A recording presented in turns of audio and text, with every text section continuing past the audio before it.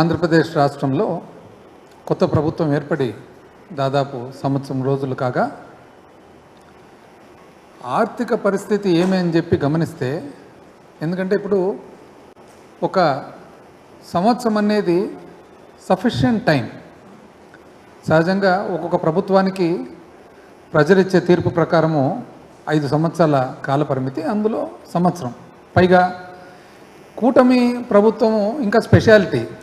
ఎందుకు స్పెషాలిటీ అంటే, వాళ్ళు రావడమే అధికారంలోకి మాకు విపరీతమైన అనుభవం ఉంది, మాకు కేంద్రం నుంచి బ్లెస్సింగ్స్ ఉన్నాయి, అంతా మేము కలిసి మా అనుభవంతో అసలు అప్పును కంప్లీట్గా తగ్గించేసి సంపదను విపరీతంగా సృష్టించి ఆ సృష్టించిన సంపద ప్రజలందరికీ కూడా పంచిపెడతామని చెప్పి వాళ్ళు పాలనలోకి రావడం జరిగింది. మరి ఒక సంవత్సరం అయింది. అప్పు పరిస్థితి ఏమి, సంపద పరిస్థితి ఏమి, ప్రజల పరిస్థితి ఏమనేది ప్రతిపక్షానికి మాకు బాధ్యత కదా, ప్రజల తరఫున అసెస్ చేసి ప్రభుత్వాన్ని ఎక్కడ మీరు పొరపాటు చేస్తున్నారు అని చెప్పి చెప్పాల్సిన బాధ్యత ఉంది. కాబట్టి ఈరోజు వైఎస్ఆర్ కాంగ్రెస్ పార్టీ తరఫున ఇక్కడ ప్రభుత్వానికి వివిధ విషయాలు ప్రజలకు కూడా తెలియజేయడం జరుగుతూ ఉంది. అప్పు విషయానికి వస్తే, అసలు ఒకరేమో 14 లక్షల కోట్లు అండి, ఒకరేమో 13 లక్షల కోట్లు అండి, ఒకరేమో 12 లక్షల కోట్లు అండి. ఎవరి నోటికి ఏదొస్తే అది. మా పక్క ఏమంటున్నారు తెలిసిన, రాయలసీమలో మట్కా నంబర్లు అంటున్నారు. ప్రజలు ఎన్నికలప్పుడు ఇది ఏమో అని అనుకున్నారు. ఇప్పుడు అందరూ కూడా గమనించుకున్న తర్వాత, ఎందుకంటే ప్రభుత్వంలో ఉన్న ఎవరైతే బాధ్యత గల మనుషులో వాళ్ళే చెప్తున్నారనమాట ఏది ఎంత అనేది.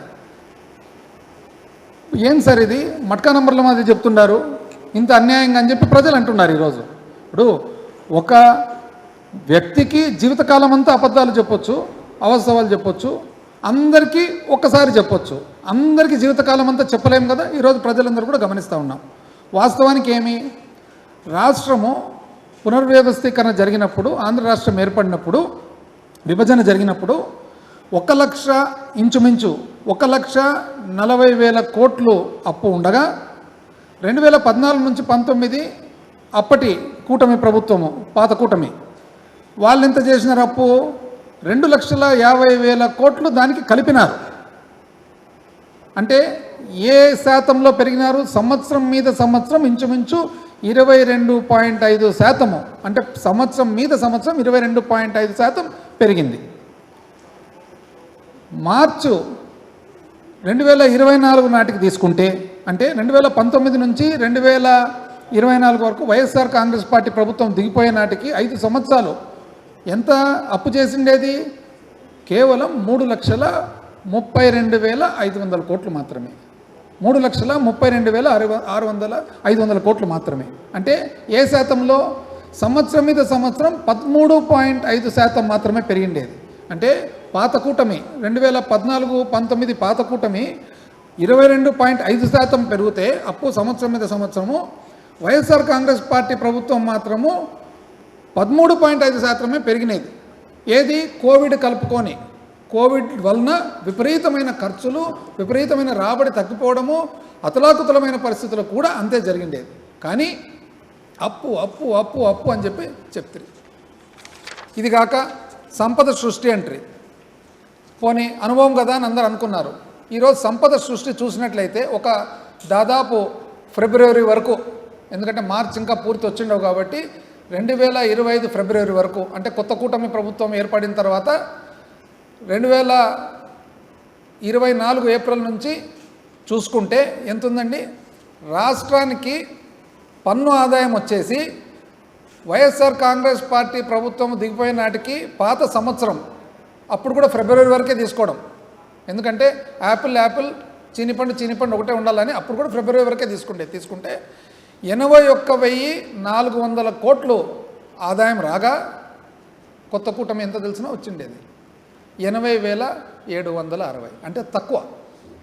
ఫిబ్రవరి నాటికి చూసుకుంటే 0.78 అంటే ఇంచుమించు 1% తక్కువ.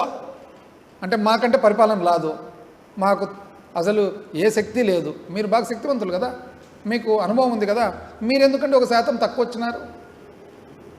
పైగా గొప్పగా అంటే సంపద సృష్టి కదా మీది.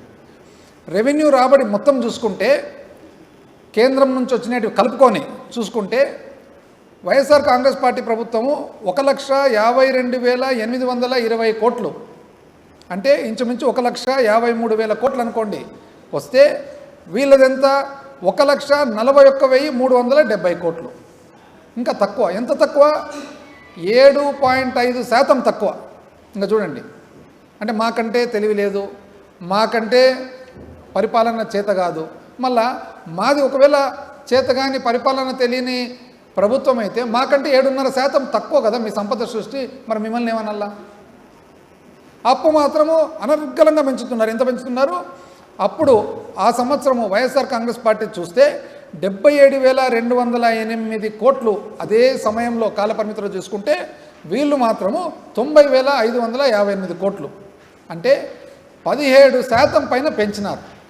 ఇంకా చూడండి, అప్పేమో పెంచుతిరి, ఆదాయమేమో తగ్గిస్తిరి, మీరు మాత్రం అనుభవం అని చెప్పి చెప్తారనమాట. పోనీ ఇంత చేసినారు కదా, అంటే మీరు ఇంత అప్పు చేస్తారు కదా, మాకంటే ఎక్కువ ఏం చేస్తున్నారు ఆ అప్పుతో, ఆ డబ్బుతో? అంటే మేము 70,000 కోట్లు ఆ కాల పరిమితులు చేస్తే మీరు 90,000 దాటినారు. మొత్తం నేను చూసినట్లయితే కనుక 1,40,000 కోట్ల అప్పు వచ్చింది దాదాపు. ఎట్లా 1,40,000 కోట్ల అప్పు? అసలు ఆఫ్ బడ్జెట్ బారోయింగ్స్, మంచి చెడ్డ ఇవన్నీ చూసుకుంటే కానీ ఇంకా ఎక్కువైపోయింది అప్పు.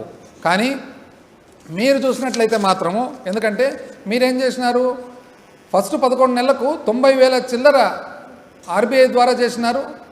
దాని తర్వాత మార్చి 2025లో 8,000 అడ్వాన్సు, అంటే ఈ సంవత్సరంది కూడా అడ్వాన్స్లో 8,000 చిల్లర కోట్లు చేసినారు.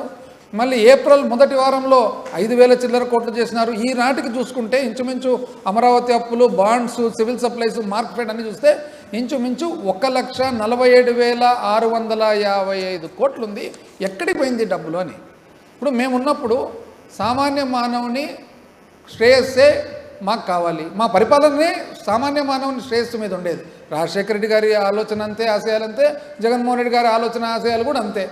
సామాన్య మానవుడు ఎవరైతే ఉన్నాడో, ఒక ప్రభుత్వం అనేది ఆసర లేకుంటే నేను బ్రతకలేను అనే ఎవరైతే ఆ వ్యక్తి ఉన్నాడో, ఆ వ్యక్తికి ధైర్యము, మనస్థైర్యం ఇచ్చేదానికి మా ప్రభుత్వం పరిపాలన. ఆ పరిపాలన మేము ఏమంటారు? అప్పు అప్పు అప్పు అంటారు. మాకంటే అప్పు చేస్తారు.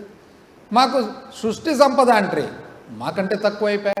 పోనీ మాకంటే ఎక్కువ అప్పు చేసి ఎక్కడ పోయిందని? ఎందుకంటే ఇప్పుడు చూడండి, అప్పట్లో ప్రతి సంవత్సరం క్యాలెండర్ ప్రకారం క్యాలెండర్ తీసుకొని ఒకరోజు ఇటువంటి లోపల సామాన్య మానవునికి ప్రభుత్వ సహాయం వచ్చేసేది. ఇప్పుడు చూడండి, జగనన్న అమ్మఒడి ఈరోజు తల్లికి వందనం వచ్చిందా ఎవరికన్నా?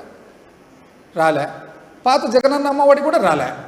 విద్యా దీవెన, జగనన్న విద్యా దీవెన ఇప్పుడు ఎవరికన్నా వచ్చిందా? రాలే. పాత విద్యా దీవెన రాలే. వసతి దీవెన వచ్చిందే? రాలే. రైతు భరోసా వచ్చిందే? రాలే. 0 వడ్డీ పంట రుణాలు వచ్చిందే? రాలే. ఉచిత ఇన్సూరెన్సు బీమా వచ్చిందే?